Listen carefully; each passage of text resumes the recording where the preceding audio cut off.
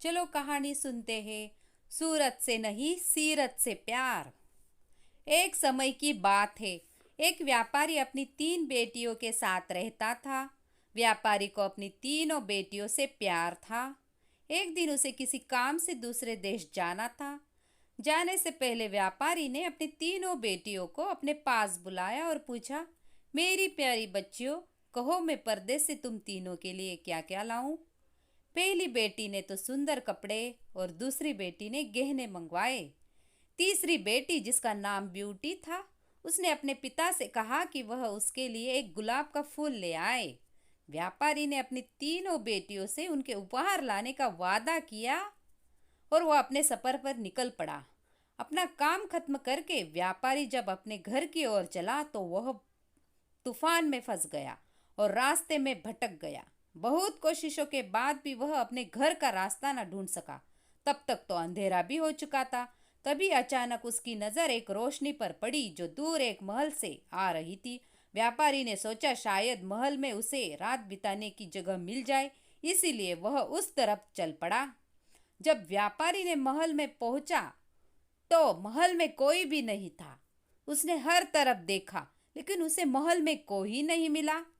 आश्चर्य की बात थी कि खाने की मेज पर कई प्रकार के स्वादिष्ट व्यंजन रखे हुए थे, परंतु उन्हें खाने वाला कोई नहीं दिख रहा था।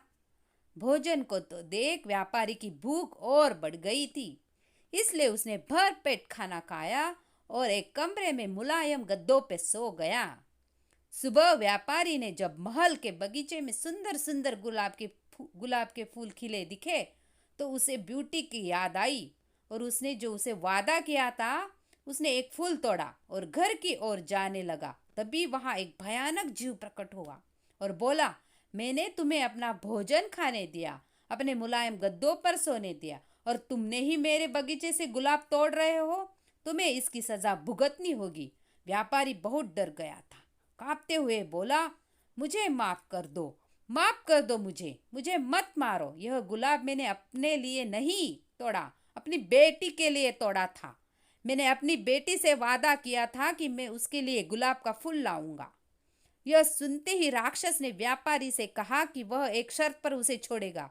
उसे अपनी बेटी को महल में भेजना होगा।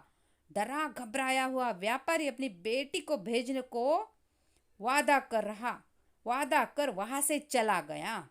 घर पहुंचकर व्यापारी ने अपनी बेटियों को सारी बात बताई और ब्यूटी से माफी मांगते हुए कहा, अपनी जान बचाने के लिए मुझे उस समय कुछ समझ नहीं आया और मैं राक्षस से यह वादा कर आया।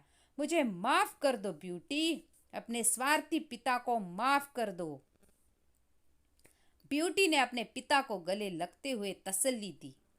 आप बिल्कुल परेशान न हो पिताजी, मैं आपका किया हुआ वादा जरूर जरूर जरूर निभाऊंगी। घर पहुंचकर व्यापारी ने अपनी बेटियों को सारी बात बताई और ब्यूटी से माफी मांगते हुए कहा, अपनी जान बचाने के लिए मुझे उस समय कुछ समझ नहीं आया और मैं राक्षस से यह वादा कर आया। मुझे माफ कर दो ब्यूटी, अपने स्वार्थी पिता को माफ कर दो। ब्यूटी ने अपने पिता के गले लगते हुए तसल्ली दी। आप बिल्कुल परेशान न हो पिताजी, मैं आपका किया हुआ वादा जरूर निभाऊंगी। ब्यूटी जब महल पहुंची तो बहुत घबराई हुई थी। राक्षस का भयानक चेहरा देखकर वह बहुत डर गई, लेकिन राक्षस ने उसका खुले दिल से स्वागत किया। राक्षस ने उसे रहने के लिए अपने महल का सबसे अच्छा कमरा दिया और जब ब्यूटी आग के सामने बैठकर कढ़ाई करती तब राक्षस उसके पास घंटों तक बैठा रहता और उसको निहारता रहता। धीरे धीरे दोनों को एक दूसरे का साथ अच्छा लगने लगा और वे अच्छे दोस्त बन गए। अब वह दोनों सारा सारा दिन एक दूसरे से बात करते और खुश रहते। राक्षस को ब्यूटी बहुत अच्छी लगती थी और वह उससे शादी भी करना चाहता था, लेकिन डरता था कि ब्यूटी एक राक्षस से कभी शादी नहीं करना चाहेगी।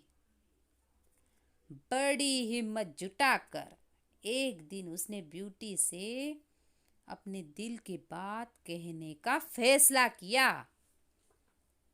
वह जब वह ब्यूटी के पास पहुंचा तो देखा कि ब्यूटी अपने पिता को याद करके बहुत उदास है।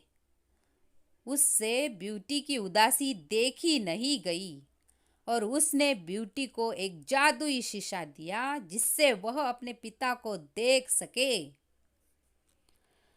ब्यूटी बहुत खुश हुई, लेकिन जब उसने अपने पिता को देखा तो वह बहुत बीमार थे। यह देख ब्यूटी ने राक्षस से अपने पिता से मिलने की इच्छा जताई। राक्षस ने उस पिता से मिलने की इजाज़त दे दी और 7 दिन में वापिस आने को कहा। ब्यूटी ने तब समय में आने का वादा किया और अपने घर की ओर चली गई। ब्यूटी को सामने देख व्यापारी खुश हो गया और जैसे जैसे उसे पता चला कि राक्षस देखने में भले ही क्रूर हो, लेकिन वो दिल का बहुत ही नेक और दयालु है। व्यापारी की सेहत और सुधरती गई। परिवार से मिलने की खुशी में 7 दिन कब निकल गए, ब्यूटी को पता ही नहीं चला।